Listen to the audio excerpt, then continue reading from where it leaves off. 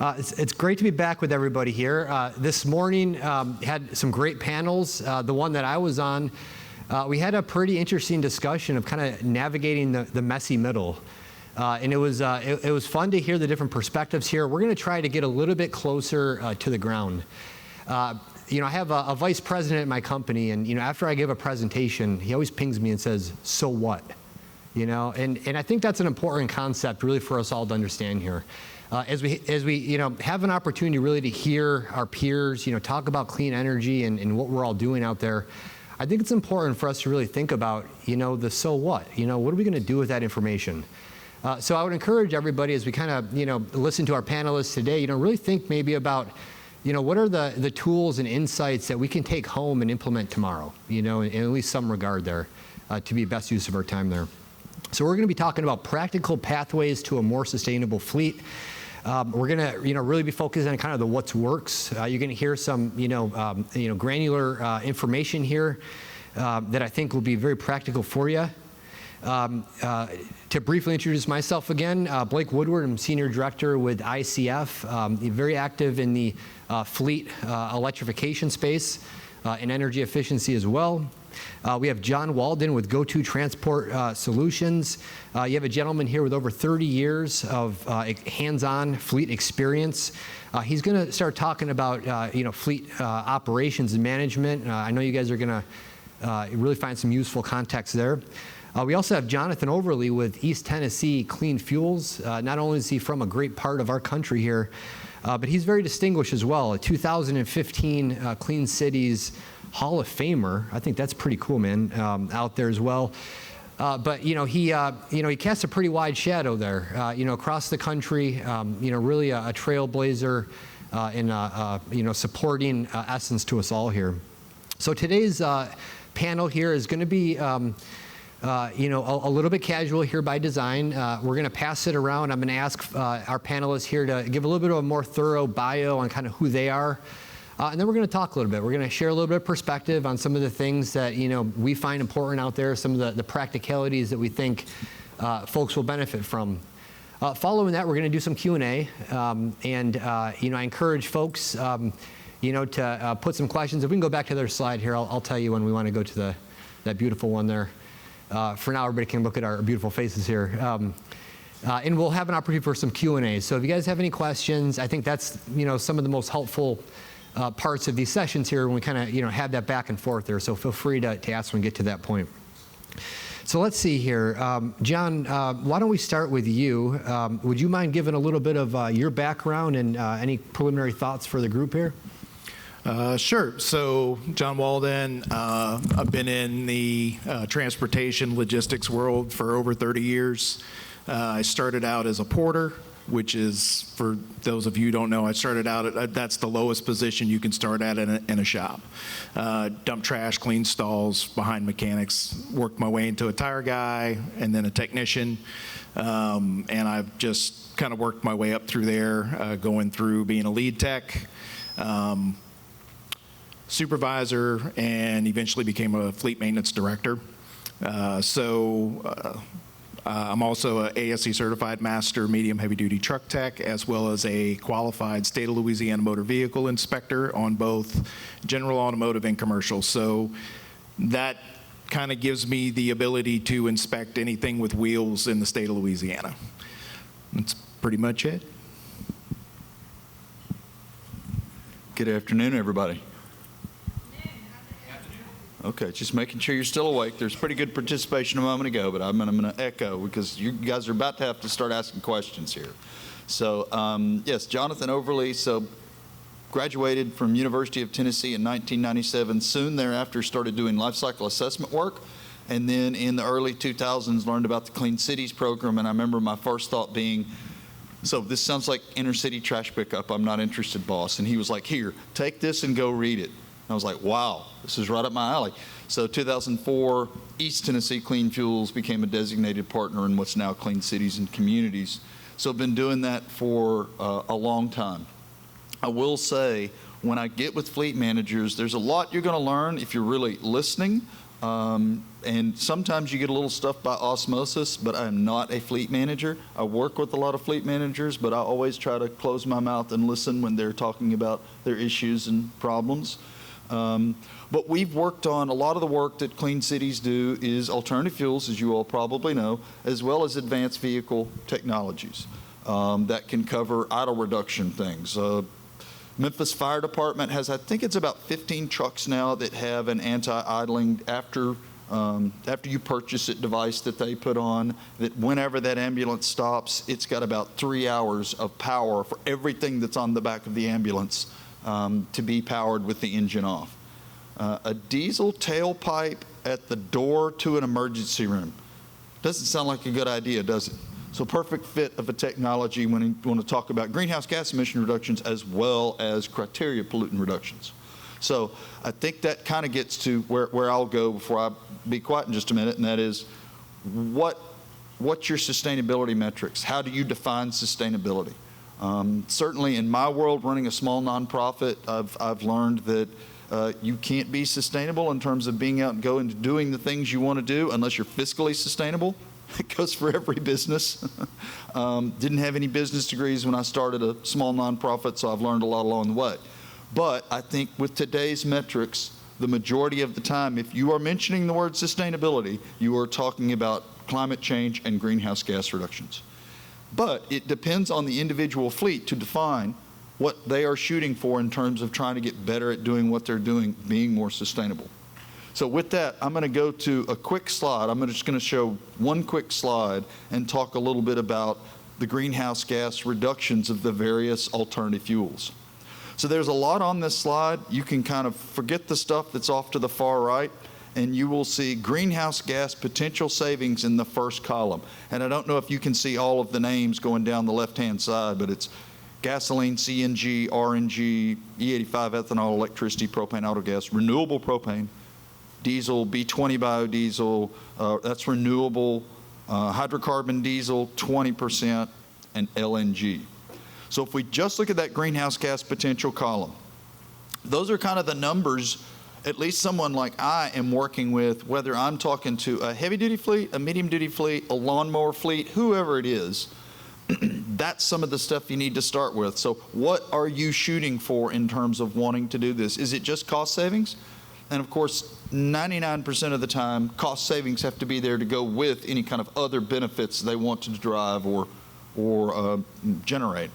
But those are just some rough numbers. So we can, if people have questions about this, I can talk a little bit more about it. There's a lot of 1 through 5 metrics that go across as you work your way left to right across that graph. And then there's a value of greenhouse gas reductions. And in most of those cases, 1 is the easiest and 5 is the hardest. Some of the scales are a little bit different.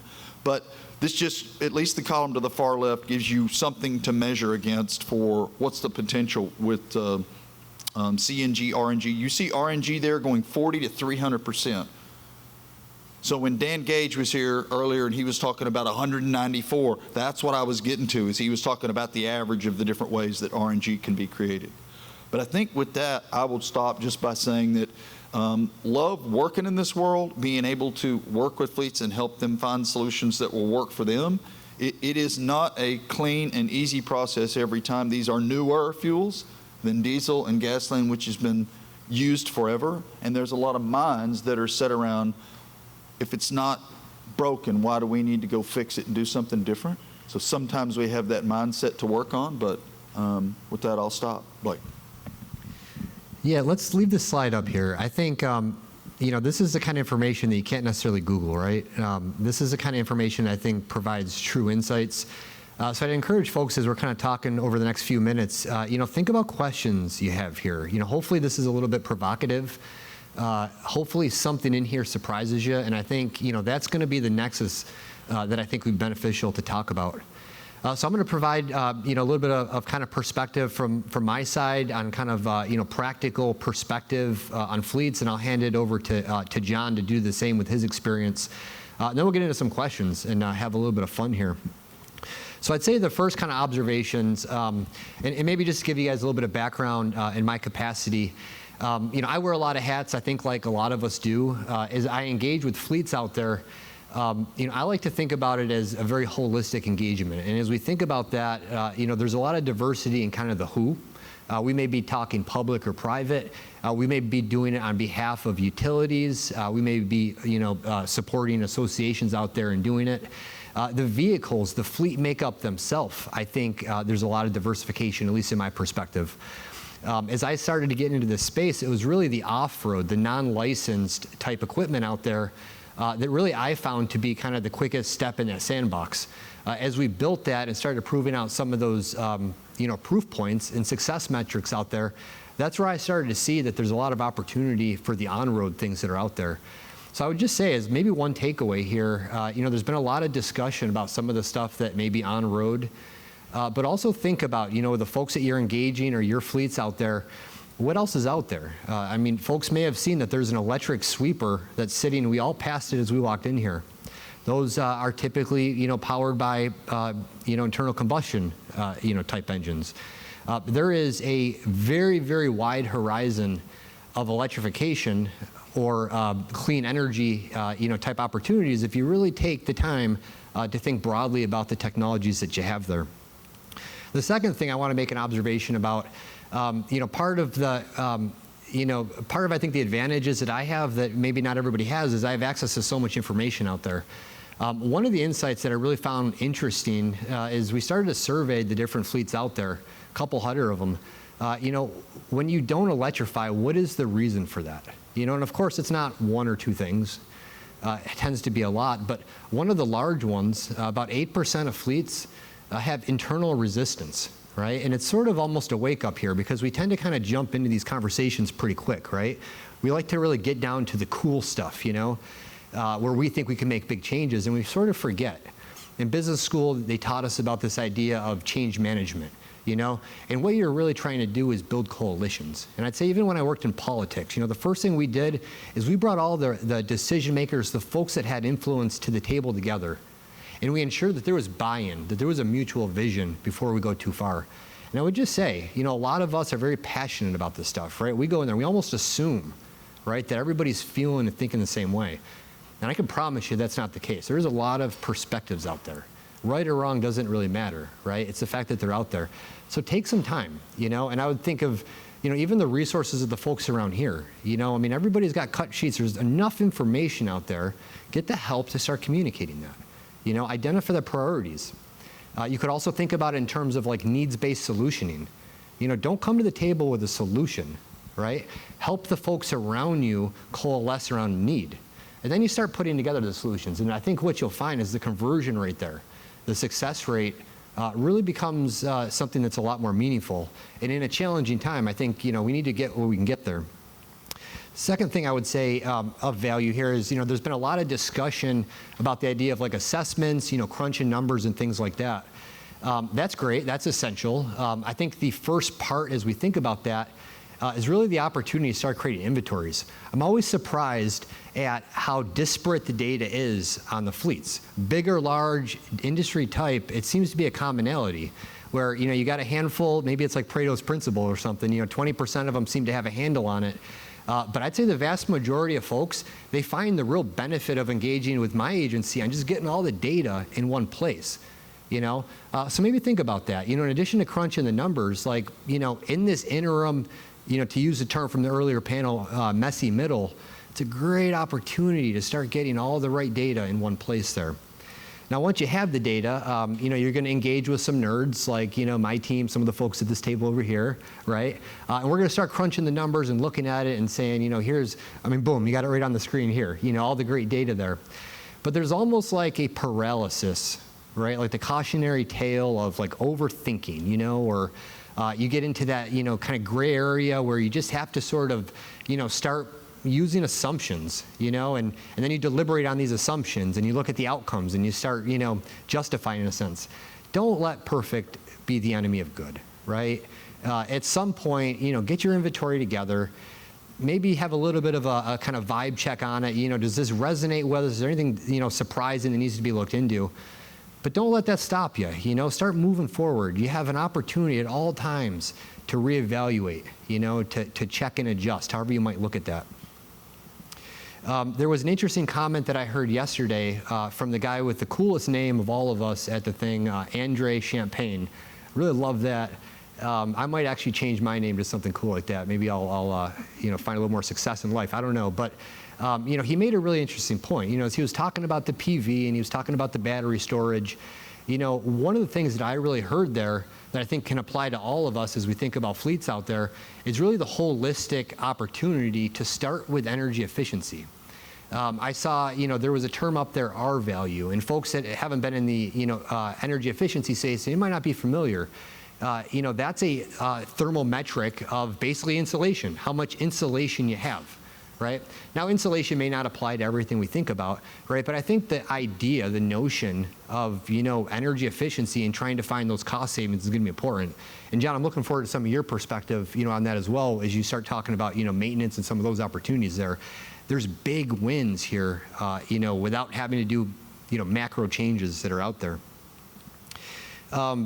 This may or may not resonate with folks, but be wary of rules of thumb. You tend to have these folks that come in super strong, as you're looking for guidance and you're talking with peers out there.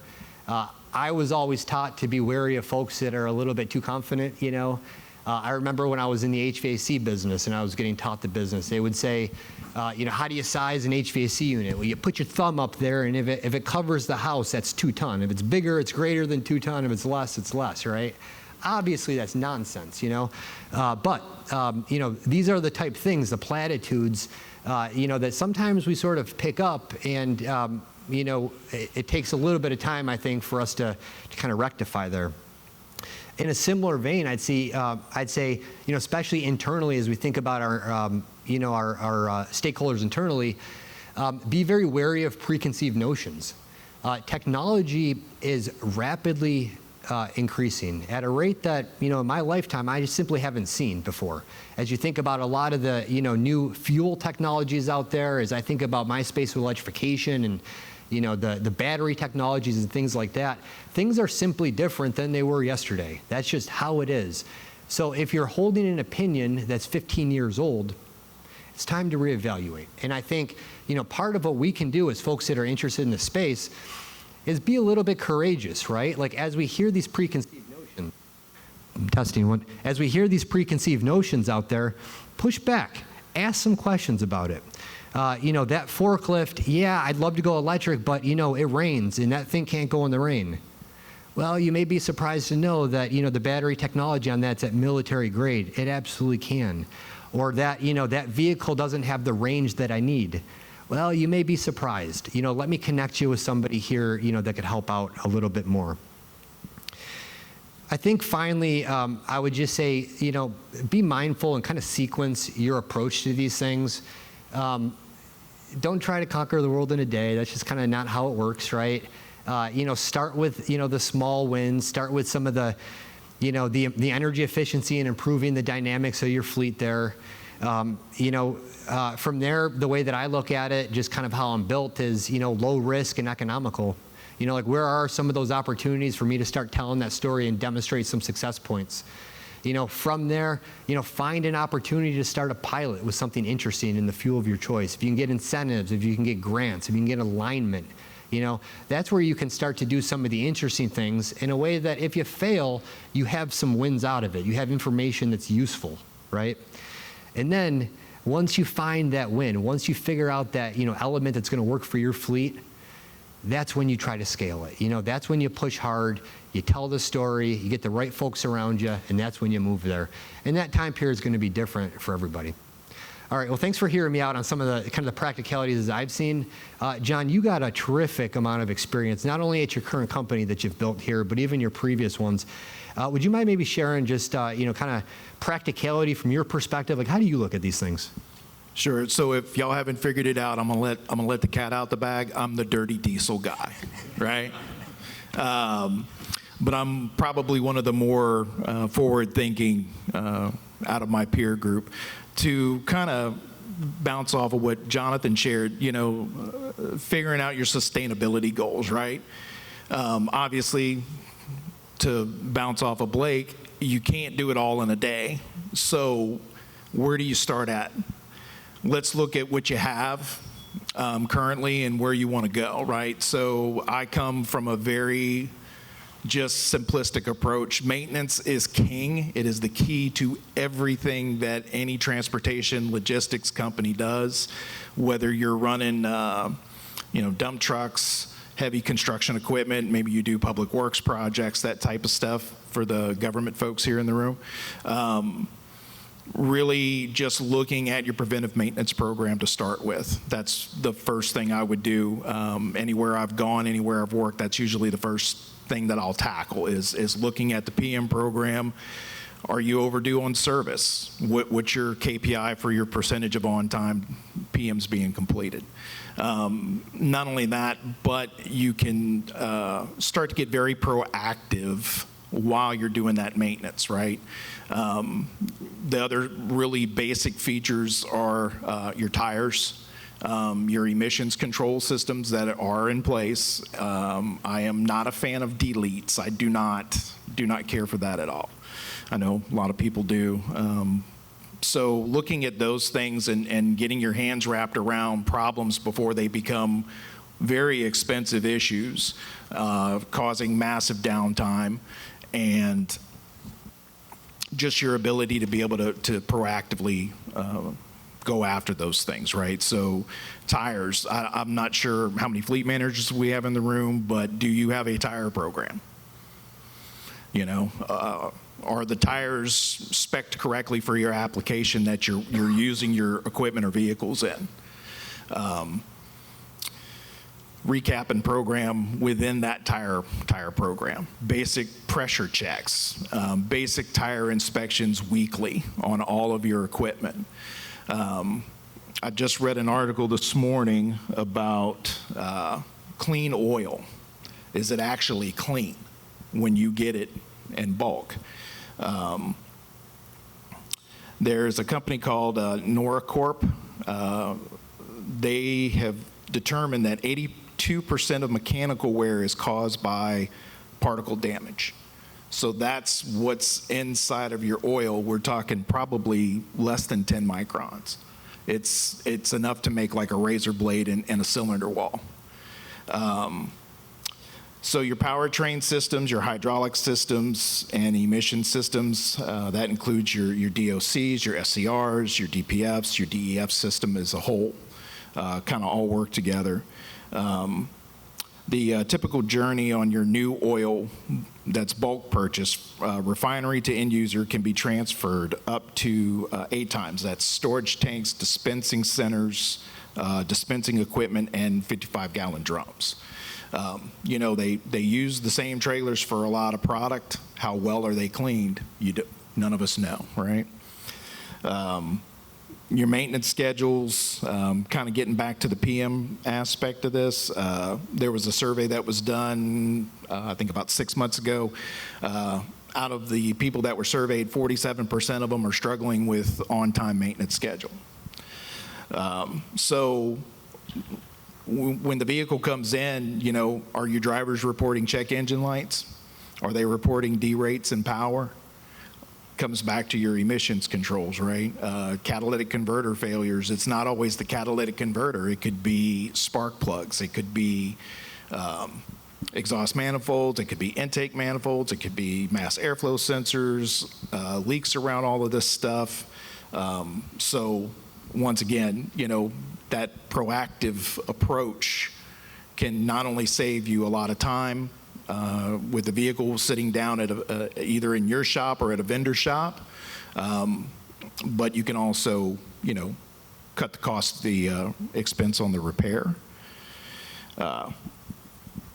So around that, like I said, it's just really, really basic stuff. What are you doing today to prevent tomorrow, right? Not only that, then if you start to see some savings from your investment into a maintenance program, you can start putting those towards your sustainability goals, right? It's going to happen. I know it's going to happen. So that's why I'm trying to be open-minded and start to look to adopt some of those things. Cummins has got their, let's see, where's my paper at? They are running Cummins is getting big into alternative fuels, and they've been there for a while in that space. I had one place I worked at. We ran LP and CNG shuttle bus fleets around San Francisco Airport. So they have their HELM, which is different options with similar engine architecture and components for where possible. And that's to help with total cost of ownership and reliability is being kept in mind. Their X10, their 15 liters should be coming out, I believe, in highway equipment sometime for 26 or 27. So it's going to be, they're going to be able to run a lot of different fuels through it. Your tires, so, proper specking for the application, we kind of touched on that, but knowing how to manage once in place, so your tire program should consist of, again, pressure checks, tread depth checks, regular inspection process, and then, find a way to capture your data so you can use it to review your return on investment, the life cycle of the tire, the casing life, and then that life going into your second and third use if you choose to run a recap program. Man, a lot of good information there. Thank you. Jonathan, we were talking, previously, there was some discussion about like the trends. It seems like, there's certain discussions, fuel types that are sort of in vogue, and, that's where all the focus of folks go there. But you had made the comment that, fleets should really, define what sustainability means for them. Can you maybe build that out a little bit, and help us understand sort of how should, in a practical sense, a fleet be thinking about that term sustainability and what it means for them? Okay, so this one should be working. Like I said earlier, I think for a lot of the fleets I deal with, it's based on the idea of reducing greenhouse gas emissions. But to some of what John was saying, the easier things they can do is, number one, have a PM program. What PM programs started in the 90s or something, where people actually develop their first level of fleet preventive maintenance schedules and plans? Back into the 70s with UPS. 70s, okay. I still run into fleets today that don't have a PM plan. Not surprised. Probably more rural, probably smaller, most do, but just paying attention to that plan and trying to keep the tires pressured correctly, the tread, all that stuff does contribute to fuel economy improvements and saving, fuel, saving cost and greenhouse gas emissions ultimately. But a lot of the world I work in is, let's go on to the next step. So what other fuels or technologies do you want to look at? And electric has been the darling for a little while. I think we could pretty safely say that. I was thinking earlier, and Dan Gage, I don't think Dan is still here, but so $5 billion went into the electric school bus program. Glad that happened. Love to see the advent of that across the U.S. and remove the tailpipe from part of the population that does not have a fully developed immune system. Great success. I wish they weren't so expensive.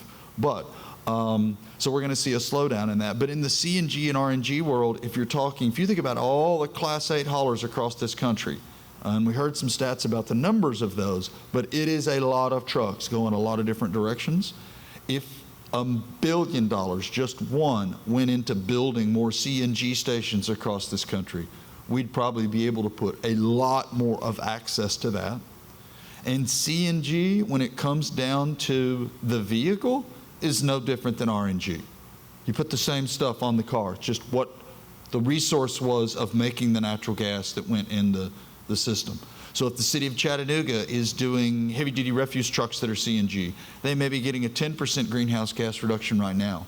But they recently decided at their wastewater treatment plant, which is oversized because 30 years ago they were forced to take the wastewater from some local communities, that they are going to be capturing the off gas and cleaning that up and getting the credits for putting that into the pipeline. I think they have a number of about 500 vehicles in their fleet that have wheels. They were told they would have enough for 4,000 vehicles based on what will be created. So the city itself will have quite a bit of credits, I believe, to be able to work on, sell, et cetera, and or use. But For most of the cities in Tennessee that we have worked with, or counties or universities, they're defining sustainability based on some of what we already heard, net zero. We're talking about greenhouse gas emissions. So they are making different kind of plans of how to do that. One example would be City of Knoxville. They have a green fleet plan.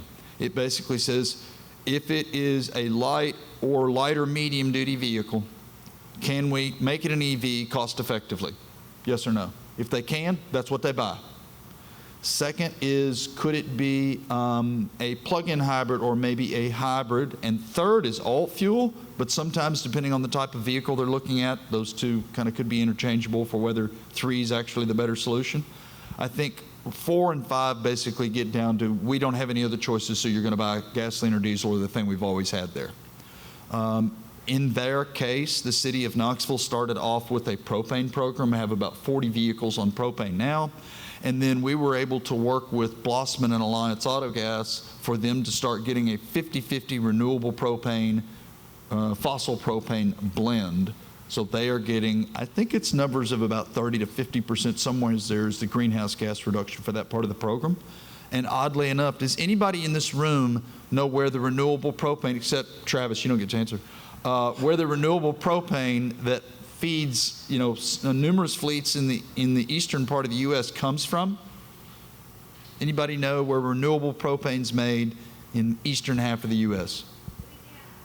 Did you say Louisiana? Who said that? Raise your hand. Yes, and a city maybe? Geismar, which is right down there. So the renewable propane, renewable diesel that's made, one of the only places where it's actually produced in the eastern U.S. is right in Ann's backyard. So, woohoo! But I could talk more about these different fuels, but that's just a little bit of the flavor of some of what I try to tackle and working with fleets and working on what could work for them and starting off small. Test it, make sure it works before you go big. Sometimes in the alt fuels world, like compressed natural gas, if you're going to end up having a station, and I love Bob being here, and have what is the generation 9 of a fuel maker under a different name with new technology, but this is a bit of a game changer for the CNG world with not having to spend, as was said earlier today, $2 million to build a public CNG station. And if you haven't been to Bob's booth before you leave, go say hi to Bob and learn about that small compressor. But those are some of the new technology things that are coming along that may make it easier for me to have a conversation with a smaller fleet that's interested in this without them needing to be looking at $1 to $2 million for a shell out for infrastructure. Yeah, maybe we can continue on that mindset there. Let's see, John, you had mentioned something. I really liked it. If you're not financially sound, you can't operate. And it's one of those like obvious statements, right? As you hear it, but is it that obvious, right, in the decision-making process? Can you maybe help us understand, like as a business owner, as somebody that has just a very granular familiarity, because it hits the bottom line that you manage, how do you balance this idea of economic viability, solvency with the idea of sustainability? Yeah, so common sense approach. If I'm going to lay out the capital to do it, what's the return on the investment, right? It's immediate as a business owner. So like with my fleet, we looked at what's available for idle reduction. So I run here in Southeast Louisiana. June, July, August are like the most brutal months temperature-wise here, and when you're looking at a 95 or 98 degree day plus 100% humidity, it's 110 plus. So my company, one of the arms of transportation that we do is we do non-emergency medical transport. So we support and help folks that have mobility and transportation challenges. 96 to 98% of our passengers, clients are wheelchair bound. So a lot of them have medical sensitivities to heat and extreme cold and things of that nature. So when I have to go pick somebody up, I need that cab to be a certain temperature, right? But we did spec our vehicles to have auto start stop. So as we're going to and from stop signs, long stoplights, we can cut the engine and help reduce some of our tailpipe emissions. And like Jonathan mentioned, when I pull into a facility, I'm very cognizant of what side I'm coming in and out of, because I want the tailpipe to face away from the door. I want it to face away from the area that I'm going to bring my client through to get them into the van to secure them to transport. So. Well, if not, let me ask the last one here. And I'll ask both the gentlemen here, maybe starting at Jonathan. What advice would you give to fleets that are just starting out now on their sustainability journey? I guess it gets to one of the girl from not CalSTART, but TRC earlier was saying the planning. You got to come up with some plans, educate yourself, work with the coalition, Clean Cities Coalition, or somebody else that has some of the knowledge here of what do we want to do? What are the goals we want? Are they fiscal goals? Are they actually, more sustainable to today's terminology of greenhouse gas goals? What do you want to set up as goals? And then talk to other people that are already doing it. The most important part is to talk to the peers. Anytime I have a chance to help one fleet talk to another fleet and hear from them how they did it, that's much more valuable than me talking. And so that's an important part, I think, of building groups that will do this discussion and trying to get the newbies to not, stand against the wall. Come join the Zoom, join the conversation, join the in-person meeting, and try to ask questions there to help them figure out how to get started. John, 2020 vision's a funny thing, right? Knowing what you know now, if you could have went back, what might you have done different? Oh, I don't know. No, I mean, my dad was in transportation as well, so I just kind of followed the footsteps. He did aircraft, so he worked for a major airline for almost 30 years. I just liked big trucks. That was kind of my thing. Outside of motorcycles, that's really that I like the big trucks and trailers. So a lot of mine was done through on-the-job training, trial and error. Luckily, like pointing out those mentors on not just to help give you direction, but to actually teach you while you're on the job. Some reason, I don't know, my personality maybe, I have no idea, but I would get stuck with the meanest, grumpiest guy on graveyard shift. It never failed. Nobody else wants to work with him, so give the new guy to him. But I learned a lot from those gentlemen. I know a lot of times they probably thought I wasn't paying attention, but I was. Left-handed drill bits. If you know, you know, right? I got one laugh, so I know this guy knows.